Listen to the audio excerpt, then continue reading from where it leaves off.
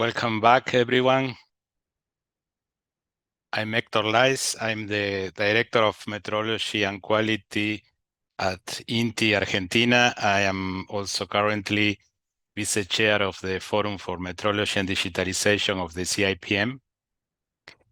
And we will proceed with our second session. Can you hear me properly? Yes. Okay, so I will introduce briefly to you what is the Forum for Metrology and Digitalization of the CIPM. Let me share my screen. Can you see it now? Yes. Okay. The Forum for Metrology and Digitalization was established by the CIPM following two important milestones. The first one was the creation of a working group in 2018 in the CIPM to deal with the emerging issue of metrology and digitalization. And this working group established an expert group with really experts from the NMIs working in the field that helped the CIPM to develop the Resolution 2 that was approved in the 27th General Conference in 2022. This resolution encouraged the CIPM to undertake the development and promotion of an international system digital framework, this SI digital framework, that will include the following features. One very important, a globally accepted digital representation of the SI compatible with and usable within the digital data exchange standards and protocols, whilst maintaining compatibility with exciting non-digital solutions. And also encourage the CIPM to establish interdisciplinary horizontal groups that will address the new challenges like digitalization and measurements for environmental and climate change and so on. Following this mandate, in 2022, the CIPM established the Forum on Metrology and Digitalization with the mission to advise the CIPM on the SI digital framework and the wider implications of the global digital transformation for metrology and for the international quality infrastructure, including the adoption of the FAIR principles in metrology and providing metrological input and thinking to increase confidence in areas impacted by the digital revolution, including, for instance, trusted artificial intelligence. And also the forum has the mission to harmonize internal processes relating digitalization between NMIs, consultative committees, the regional metrology organizations, and the BIPM, and also to act as a forum to exchange information and to create synergies and opportunities for the collaboration in this field, including liaisons with other international quality infrastructure organizations and science organization, industry association, and so on. The forum has its first meeting in 2024, this year in March, and the president of the forum was elected.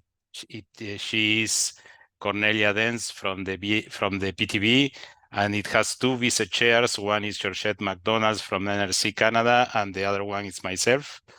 And the forum established 8 working groups. One is on secure and trustworthy artificial intelligence, chaired by Louise Wright from MPL. Other is on data quality in metrology. The other is FAIR for metrology, harmonizing DCCs, digital calibration certificates, and digital reference material certificates. The other working group is on metrological semantics. Other working group is dealing with the SI digital framework, the SI reference point from the BIPM that is being developed in the BIPM headquarters. Another working group is for coordination between consultative committees. The other working group is coordination between regional metrology organizations. And another very important one is with a strategy chaired by the president of the forum. Today, we have the opportunity to hear in this workshop three of the chairs of these working groups that will explain to us which are the focus that these working groups are developing. We will have today with us Louis Wright from MPL, Bob Hanisch from NIST, and Martin Koval from CMI. Okay, so we will proceed with the presentation. We remind you to ask your questions in the chats during the presentation, and please do not forget to indicate to whom the question is addressed. The first presentation will be given by our colleague Louis Wright from MPL, and the issue of the presentation is secure and trustworthy artificial intelligence. Louis is the head of the digital metrology and head of science for data at the National Physical Laboratory of the United Kingdom, the MPL.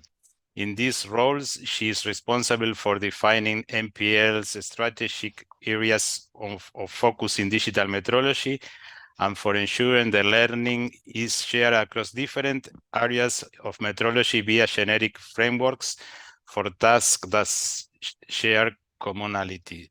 She is the chair of the Euramet TC group on metrology for digitalization, the chair of the CIPM forum, as I said, task group on secure and trustworthy artificial intelligence, and represent Euramet in the forum working group for RMOs.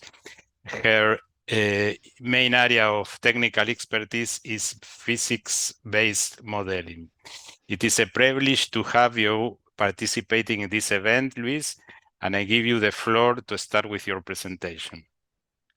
Thank you, Hector. It's a privilege to be invited to speak at this, and I am very grateful.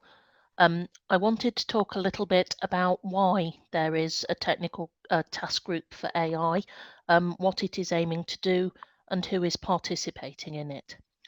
So the first question I would like to think about is, does metrology need AI? And when we think about it, the potential benefits to metrology are the same as they are in any other area. We are able to automate tasks that can be difficult to specify as a normal algorithm or equation.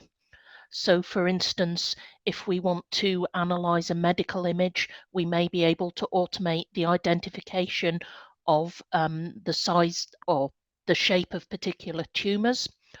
And if we have a large amount of data, so for instance, loyalty card data from supermarkets or something like that, we may be able to identify patterns and correlations in those data sets and make predictions based on the findings. Both of these are tasks that can take a very long time if a human is doing them repeatedly, but an algorithm can speed that up for us.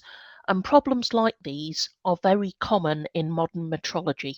We are often interested in complex systems such as the human body or the climate, where we have multi-scale processes, we have multiple kinds of physics involved, so we have very large data sets, and it can be very difficult to understand how the different physics and scales can interact. So we can learn a lot from the data instead. And a lot of areas are getting more and more interested in quantitative imaging. So if I think about thermal imaging or medical imaging, in particularly magnetic resonance imaging, people are trying to move towards quantitative estimates instead of just qualitative and object identification. So this is really where AI can make a difference. At MPL, we are already active in this area. I have shown 3 examples on the right-hand side of projects where we are already using AI for some of our metrological work. However, if we are going to use AI, then it needs to be a suitable tool for metrology. As we all know, measured values need an associated measurement uncertainty in order for them to be meaningful. And as Blair has discussed earlier, most measurements are underpinned by a measurement model. In particular, uncertainty evaluation, as described by the GOM, requires you to have a measurement model to propagate the input uncertainties through. However, Artificial intelligence models, and particularly machine learning models, are very different from typical measurement models. They are not algorithms on their own when you think in detail. They are a combination of the algorithm and the training data that has led to the parameters inside the algorithm.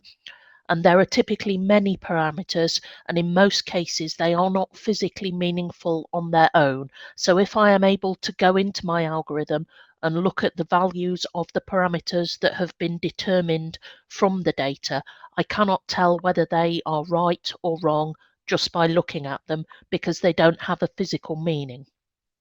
There may also be problems with traceability associated with artificial intelligence models, because they are black boxes, and again this relates to the lack of physical meaning. We have lost some knowledge potentially.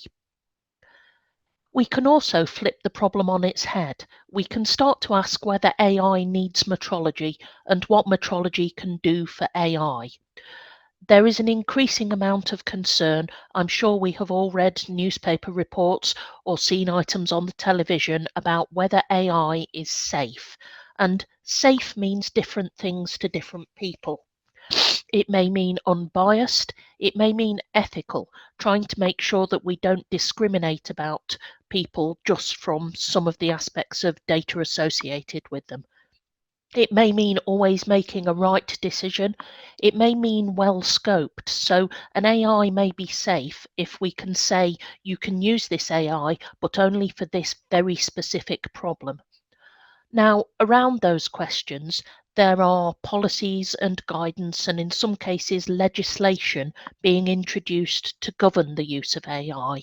In particular, the European Union has introduced an Artificial Intelligence Act, and this mentions conformity 193 times in 144 pages.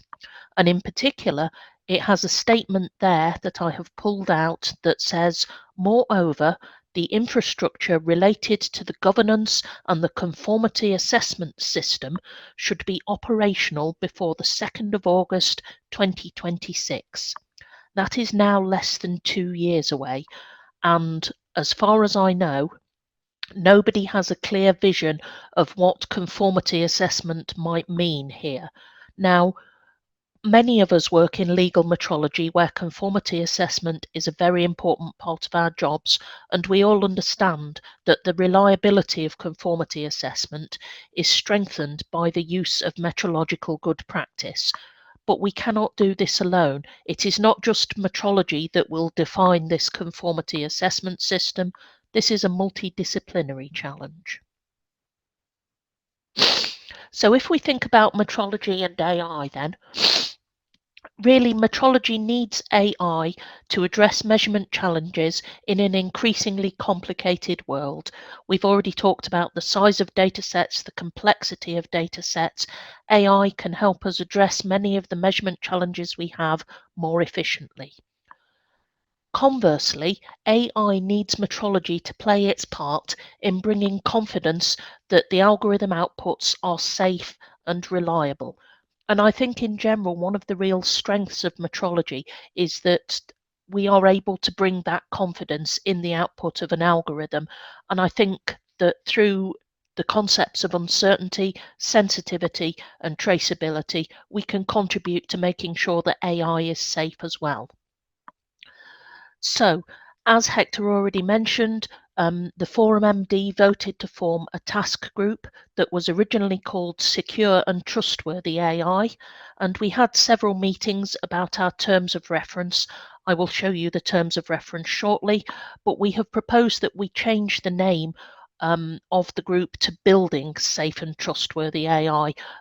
We weren't really sure that security was something where metrology brings a strength, although there are many metrological approaches that will help with security, and obviously in the future quantum cryptography and quantum computing are likely to be able to support security as well, so it may be that the group changes its name again. Here you can see the scope that we have agreed.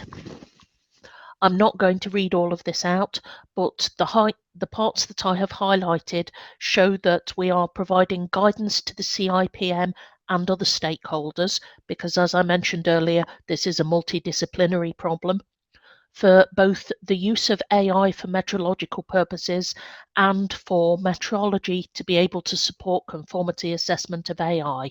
So we're looking at both sides of the problem because we think we can bring the most benefit that way. Here you can see a list of our activities. These have been shortened down from the original list, and one of the things you can see throughout these is that we are engaging with other groups. So if you look at number 3, we are engaging with AI and ML, that's machine learning, safety bodies and experts in related fields. This harks back to something that Hector said about the Forum MD's overall purpose. It is to bring experts from all the relevant fields together, not just metrology, because the whole of digitalization can benefit from learning from outside groups, and we can bring benefit to working with them as well. So we will collaborate for many of these activities. The 2 that we have already started on are put in bold type there. We have already begun to define a common vocabulary for terms that are used in the assessment of AI and ML. Now, this is not making our own definitions. This is, first of all, defining a list of the terms that we often hear but that seem to be used in different ways in different places. And then we will be able to find definitions that seem most suitable for our purposes, so that when we work with people outside of the metrology area, we are able to define what we mean by the words that we use. The second activity that we have already begun to undertake is to make a list of the existing legislation and governmental guidance on AI and ML conformity assessment to identify how metrology can contribute. So this is a matter of drawing documents together from all around the world and looking at where they specify what they actually mean by conformity assessment, so that we can then start to reach out to the safety bodies, the experts, and work with them to understand how metrology can support this assessment. At the moment, the working group has 11 members and we meet approximately every 6 weeks. You can see the logos from the members on the right-hand side there. I believe that we have members from the majority of the RMOs, possibly not all of them. We are also planning to invite technical experts to present relevant work in the future. So when we held our initial meetings, we invited the members to talk about how they are using machine learning at the moment and what their main areas of interest are. And many of them said that they would like to know more about uncertainty evaluation for machine learning in particular. So we plan to invite technical experts, for instance, from academia or from technology companies, to attend these meetings and present their relevant work. We would also welcome new members and would welcome suggestions for future presenters. So if you have any proposals around people that you think would be good contributors to this group, or if you yourself would like to join the group, please do drop me an email. And that was all I had to say. Thank you very much. Thank you, Luis, very much for your presentation, and we will appreciate if you can stay at the end of the block to answer if we have some questions for you, for the public. Thank you. The next speaker is Martin Koval, and he will be presenting harmonizing digital calibration certificates and digital reference material certificates.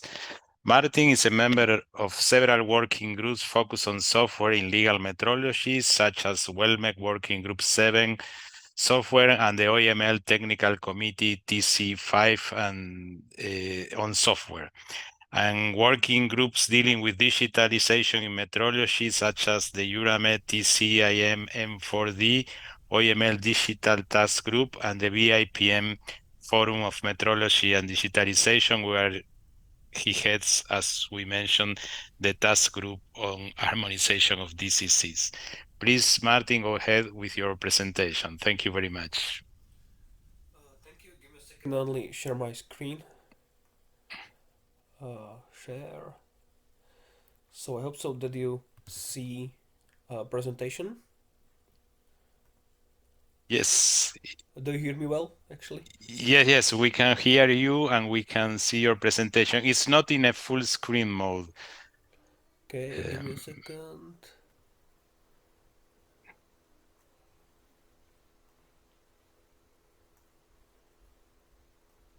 Now it's a full screen.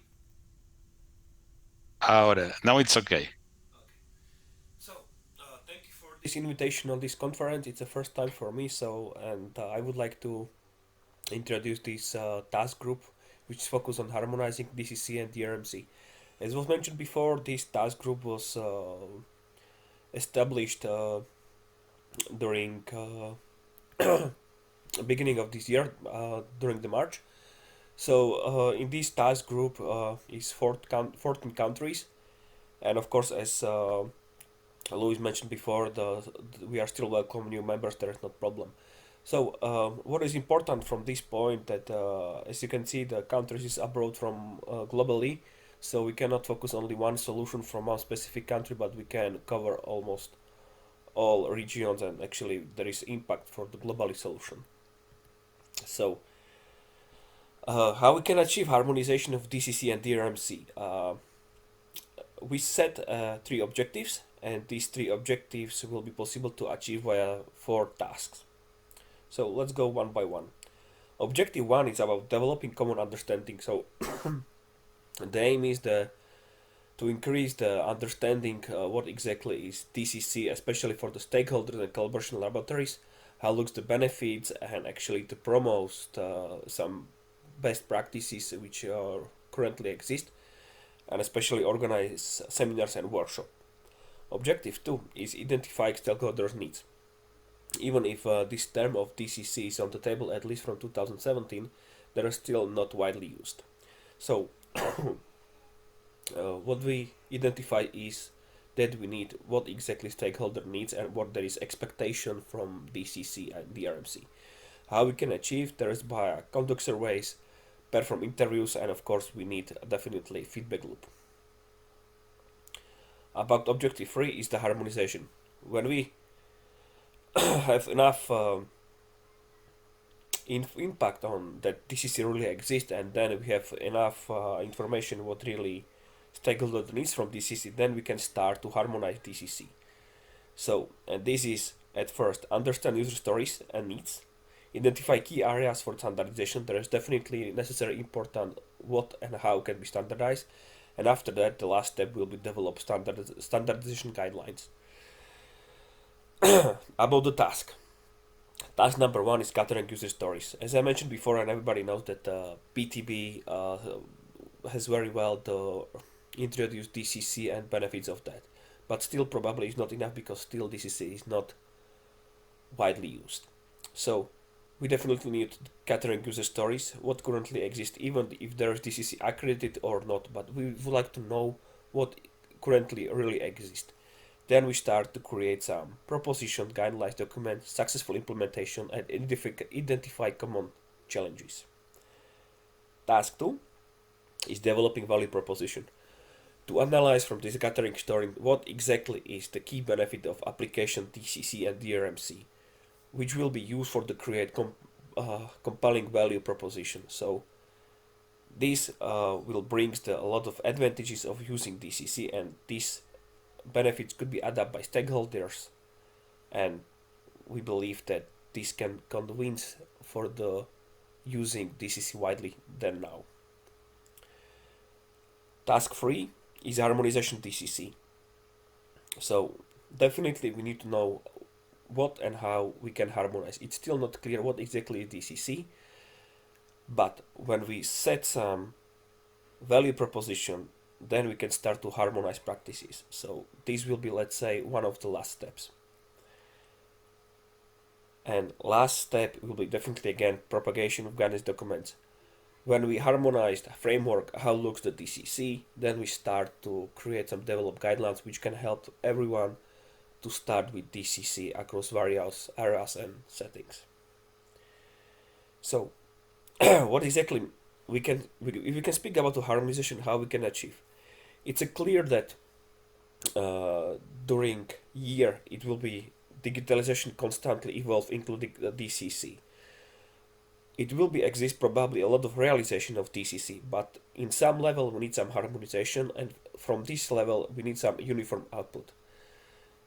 This is what we want to achieve when we speak about the harmonization. On this slide you can see a lot of benefits, and there is the question, what exactly brings this D in calibration certificate? What does it mean, this digital calibration certificate? I'm not sure if exists the whole list what this brings, but if you can see, there is better access to the data, machine readable, the possibility implementation to the internal systems, the possibility looking at the lifetime of the sensor of devices. We can actually to help to create digital twins. There is possible to improve processes in the companies. Of course, DCC can help with save time and save money, and so on and so on. But at the end, the question is what really user wants. So even if exist a lot of benefits, and it's not actually small numbers, at the end it's a question why still not is using and what really user wants from DCC. During this year I try to identify where is the problem and how is the current status. I can say that generally we can discuss about three groups. First groups is, let's say, companies and manufacturers or users which really need DCC and really want this benefit of this D, which means, let's say, paperless, look at the lifetime of devices and so on. Second group, they are interested in calibration data. They really want to this DCC, but still hesitate how this works and so on. And third group is really just audit purposes. They doesn't care about the numbers and so on. They really only want to pass by audits, and there is probably one of the problem. Fortunately, or I hope so, that still works one rule: the small companies often learn from larger ones. So we will see what happens in the future, but then the end majority wins. So from this reason, we need to present a lot of user stories and present benefits, and it really works in the field. So this is bring to us to the crucial questions. What is necessary for the proper use of DCC? And there is the question, I believe that somebody asking if it will be possible to use DCC globally. I believe there is not question about the will but when actually, because DCC in my opinion is the will which starts slowly from here. So the question on the table is how we can trust DCC. There was also a question from previous blog that how we can trust DCC from the software from the manufacturer. There is also a question how is different between paper and digital form and so on. There is also a question on the table. How we will achieve interoperability, sustainability and scalability. This is the questions for harmonization for the future. At least I believe there is the three main categories which should be object of harmonization, and of course I will expect more and more objects. But main question is what will be DCC in the future? It will be only one digital file such as XML, JSON, YAML, Neon, and whatever. It was mentioned also Word file, PDF, and so on. Or will be whole ecosystem processes, software tool, digital files, and so on. Because you cannot use the DCC without some software tools and so on. So this is the question which is on the table, and we need at first answers for that. I would like to also show one slide that impact on development, digitalization on DCC also. I believe that this picture is well known from previous conferences. Today we can say that level 1 and level 2 is the same level.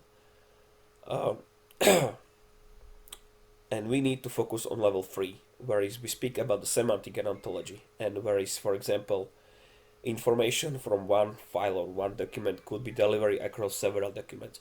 As mentioned, Blair is not an easy task, And there is the question, what will be future and development, and we not close the door by one solution. So very often was mentioned from previous conferences that PDF is definitely not digital file and or is not machine readable file. No, PDF is machine readable. If you cannot believe, you can put PDF to the ChatGPT and you will see if there is possible to extract some text. So I definitely believe that currently we have level machine readable document, but we want from DCC is level 3, and I'm not afraid to speak that current some solution what I see in the field is also to partly go to the level 4. But at the end, digitalization is still under development, so we will see in the future how it looks next another levels when we start to using AI and so on. My last slide about some current status. Currently, I know that, or at least we know that exist a lot of initiative projects to the aim implementation of DCC, such as ERAM DCM 4048, Caburek project, and so on. Even the DCC shortcut has been on the table from 2007, we're still on the beginning because we still have not the clear form, we still have the problem how to believe in DCC. And the common reasons why DCC are still not widely used, what I heard from the manufacturers, is initial financial cost and missing harmonization and, let's say, accreditation. If we can trust DCC from another country, which will be shown in other countries. So from this reason, I believe we can help with harmonization, and we will see also if this solution will have also the positive impact on the financial costs, because nothing is for free actually. And what is the most needed hear from users of the what really most needed is to hear from the users of calibration certificates what they expect from DCC. This is the crucial point because even if exist a lot of initiatives for projects, at the end it's up the end user of calibration certificates how they can handle with DCC and what they expect from DCC. And we definitely need at the first point the huge list of what they stakeholders really expect from DCC. So this is everything from my side, and thank you for your attention. Thank you very much, Martin. And as I mentioned before, please stay until the end of the session to see for the debate and the question and answer session. And thank you very much for your interesting presentation and this very important issue. Our next and final presentation on this session is the presentation from our friend Bob Hanisch. Is on FAIR for Metrology. Bob is the director of the Office of Data and Informatics Material Measurement Laboratory at the NIST in the US. Since joining NIST in 2014, he has led the transformation in data acquisition and management, moving NIST data products and services towards increased fairness. He is active in national and international efforts to increase open science and open data, and currently leads the task group FAIR for Metrology in the CIPM Forum. And for the past 4 years, he chaired the CODATA task group on digital representation of units of measurement, and is currently a senior leader in the steering group of FAIR Digital Object Forum. Thank you, Robert. Please, the floor is yours, and you can go ahead with your presentation. Buenos días, en hola desde España. Gracias por la invitación para hablar hoy sobre FAIR para metrología. No sabíamos que ibas a dar la charla en español. Pero ahora cambio al inglés porque solo hablo un poco de español. Thank you again, Hector, and I'm pleased to be here. By now, everybody knows what FAIR stands for. I just wanted to include the actual reference to the original paper here by Mark Wilkinson et al., which now has, I think, somewhere around, 15 or 20,000 citations. So FAIR is definitely having an impact on the research world. Before I get into the particular activities of the FAIR for Metrology Task Group, I want to talk first about FAIR in a more general sense and about what we mean by a FAIR data repository. A FAIR data repository is designed and developed with the goal of providing FAIR data services. And the attributes of such a repository include data being described by metadata, in standard formats and schemas. This high-level metadata supports the F, the findability of FAIR. More detailed and discipline-dependent metadata would support the I and the R, the interoperability and reusability of FAIR. And you want data and metadata fully tagged with associated units and declared units representation systems and in machine-readable form. Ideally, the data would be openly accessible with no registration requirements, though they may be restricted if necessary through pre-registration or usage agreements or even secure logins and encryption. And we hope that data should be in open and non-proprietary formats that have broad community acceptance and use. But why do we want FAIR data repositories in metrology?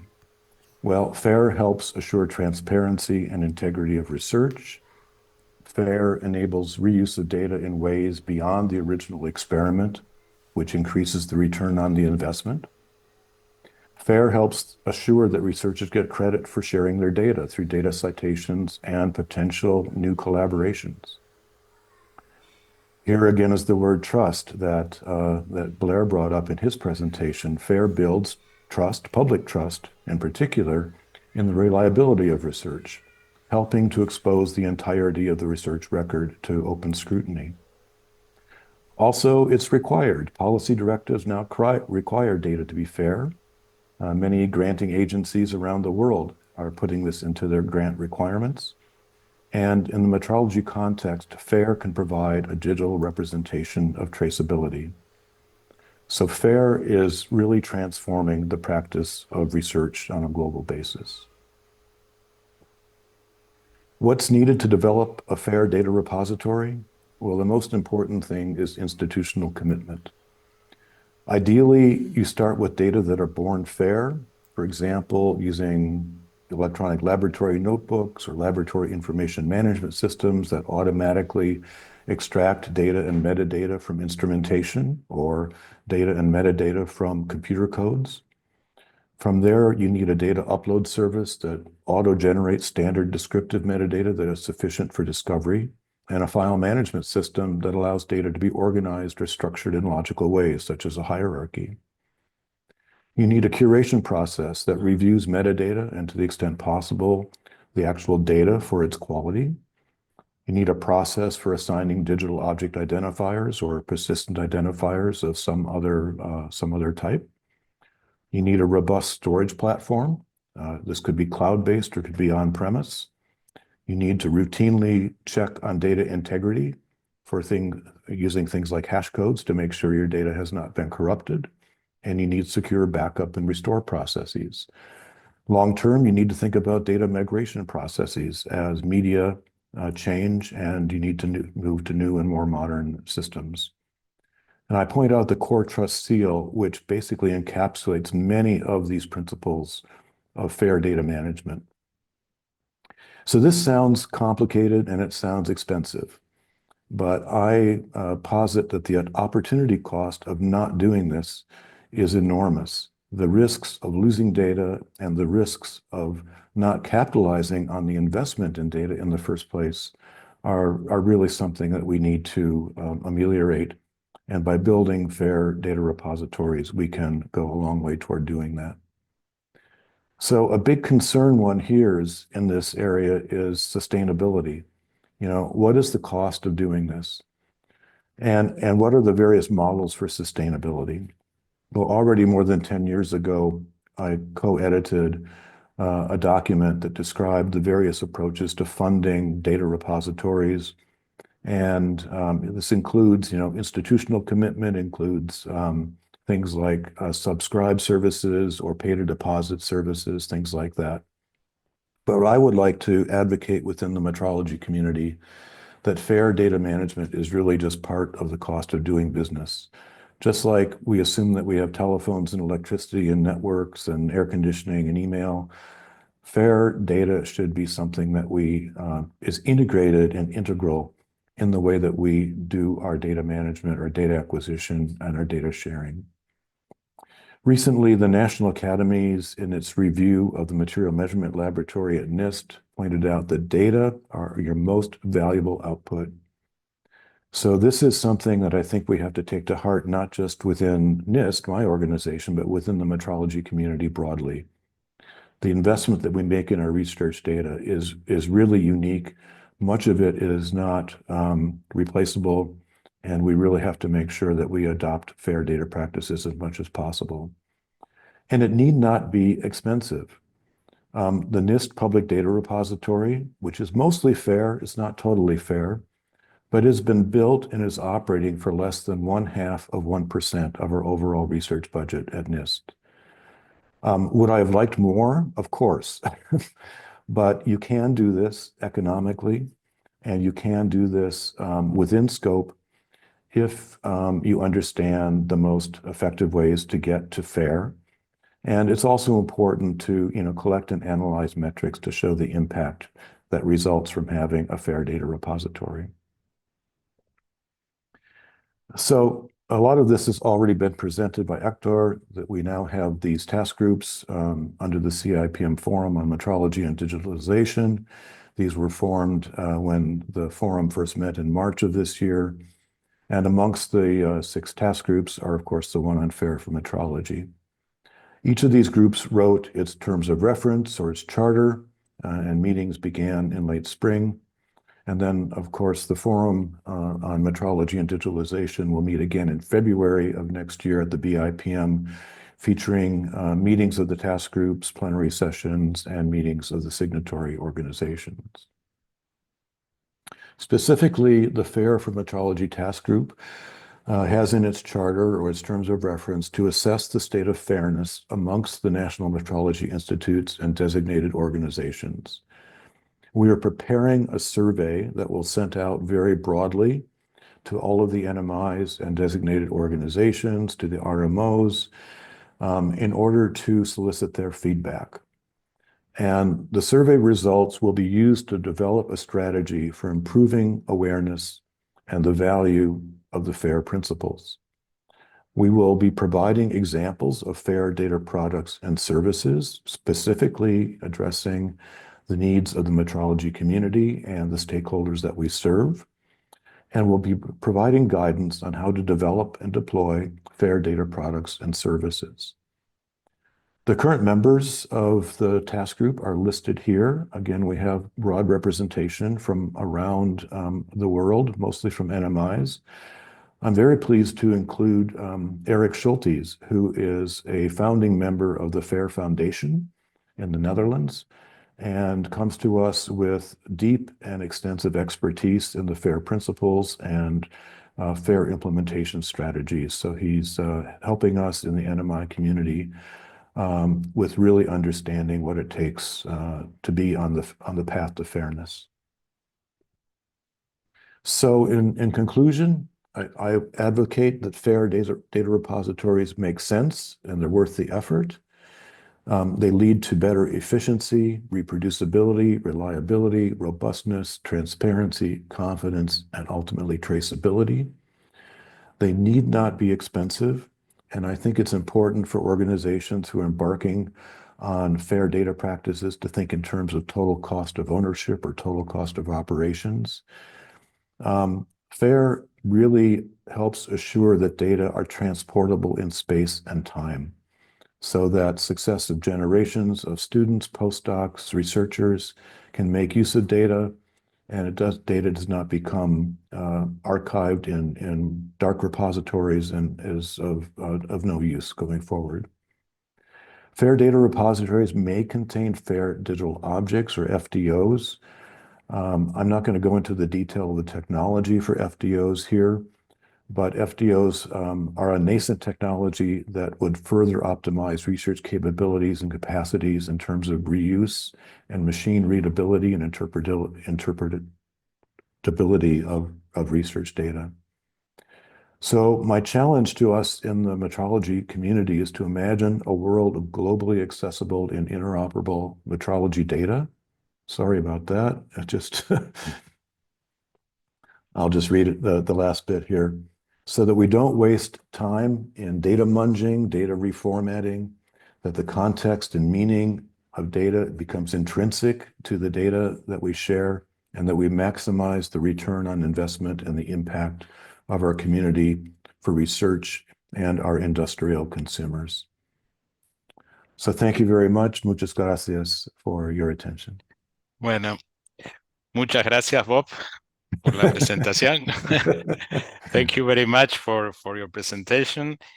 And please, the speakers, if you can stay with us for the question and answer session. I will go to the chat to see. We have a first question to Luis. The question said, National Metrology Institutes are familiar with the SI brochure and the recent update to 4 of its 7 base units. However, translating the concept of a digital SI into practical terms seems more complex. What does the adoption of the digital SIs truly mean for everyday measurements, and how does it impact sectors like manufacturing of service delivery? Thank you for the question. I think that has a slightly broader focus than the AI group, so I'm not going to Yes. touch on that aspect, but I have thought about this a lot because I do get asked what is the point of all this on a regular basis. In my opinion, the digital SI will give us in the digital world the equivalent of the SI traceability, and the approaches that Blair talked about earlier will form an important part of this. It is having a framework that we can operate in the digital world what we already do in the physical world. And the reason that this is useful, and in particular for manufacturing, is that you can speed up some processes. So some approval processes for products require simple checking of certificates. Was the measurement equipment in calibration on the date that the measurement was made?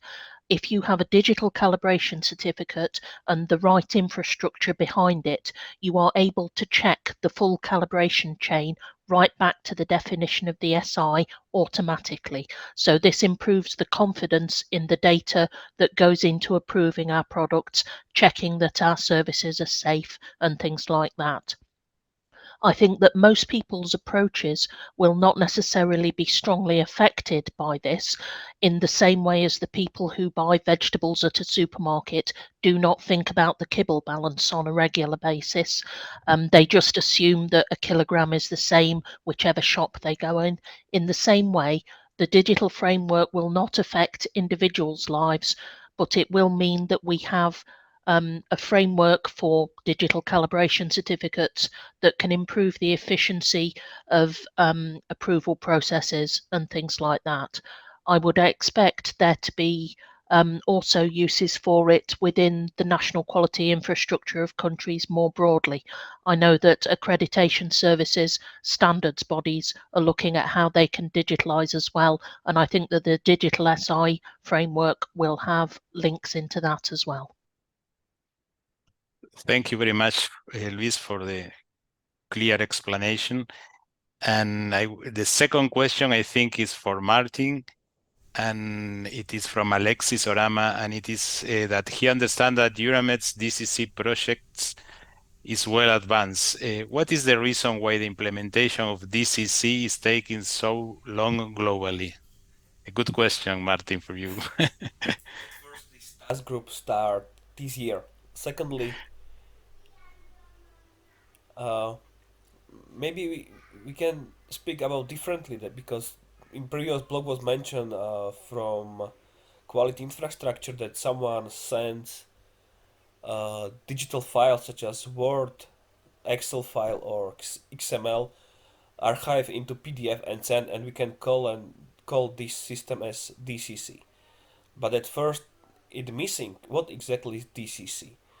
Yes, PTB has quite well promote DCC functionality as XML. On PTB website you can find a lot of actually Wikipedia for DCC, how to start, how to create, and how to is going well.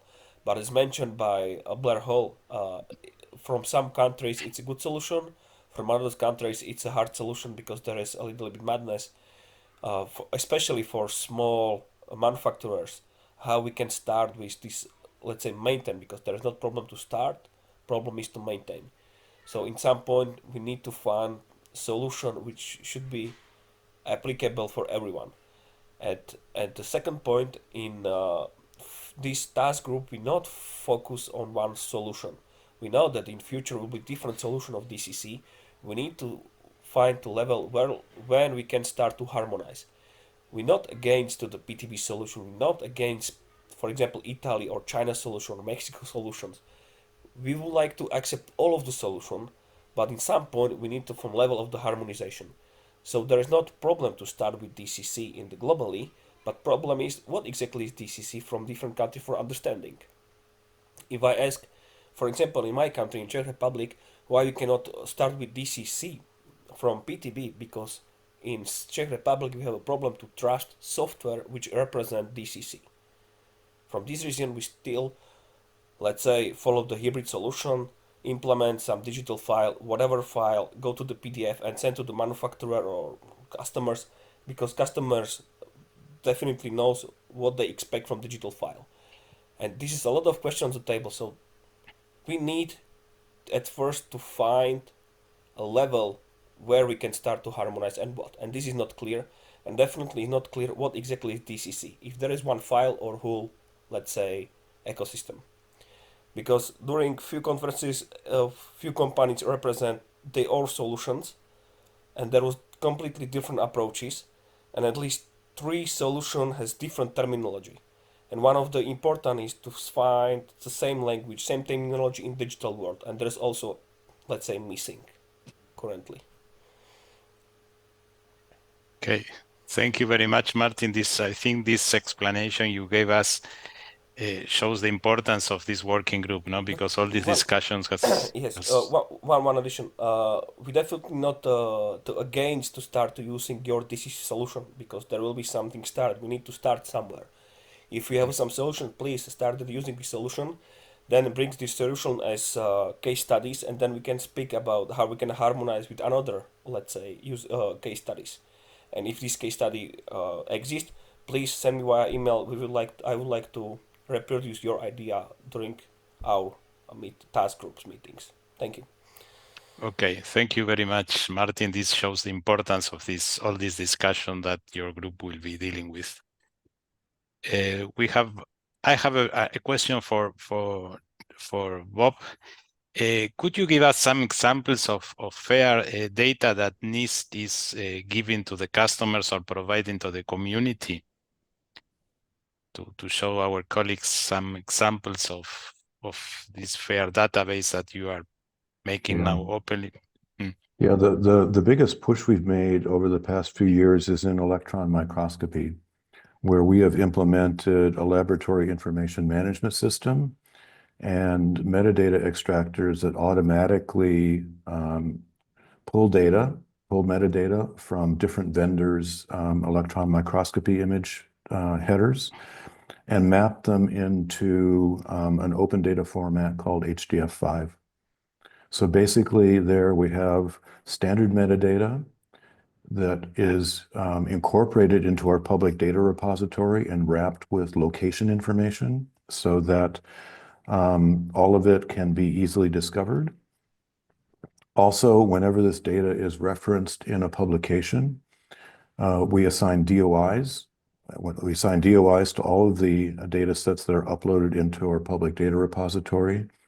The publication links to the data, and the data link to the publication.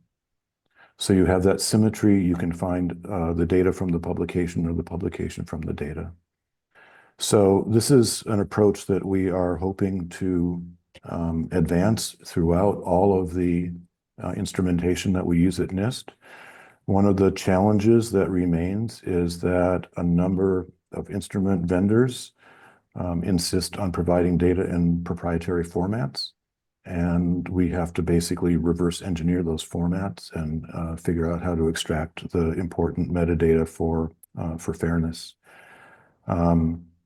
Something I've been trying to pursue is, can we work with manufacturers to get them to provide data themselves in open formats and expose their metadata more readily. But this has been a challenge and one that we continue to work on. But the more that you can create data fair at birth through this process of extracting metadata from instruments or from computer codes and centrally managing it, the farther you are on the route to being totally fair. Thank you very much, Bob. Okay, if we have no further questions, I think we can close the session. I don't know, Ruben or Rodolfo, you want to say something before closing the session for today?